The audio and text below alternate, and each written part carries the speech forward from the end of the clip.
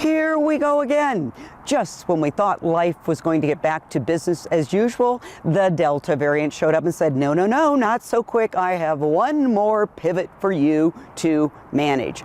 Now, the Delta variant has some implications for all of us in sales, and those implications, we are going to be calling on more distracted prospects and challenging prospects.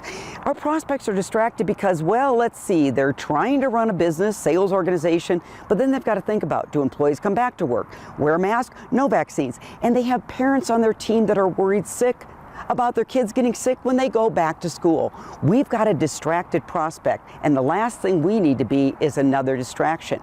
You're going to be calling on more challenging prospects. They're going to ask pointed questions, tougher questions, because in this world of uncertainty, they are looking for certainty.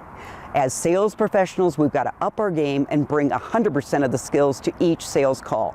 EQ skills and IQ skills. Quick example, you're meeting with a prospect and she's hesitant.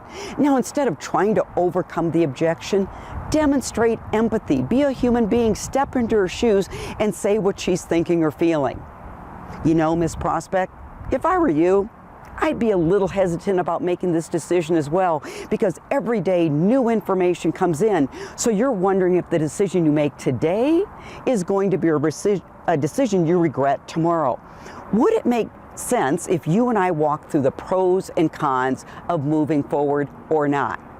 Now, at that point, you've demonstrated empathy, you've made an emotional connection.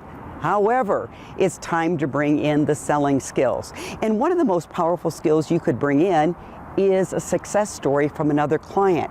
Share a story of how another client was equally hesitant. However, after weighing out the pros and cons, they decided to move forward. Now the client is doing the selling, not the salesperson. So salespeople, time to up the game. Bring your EQ and your IQ.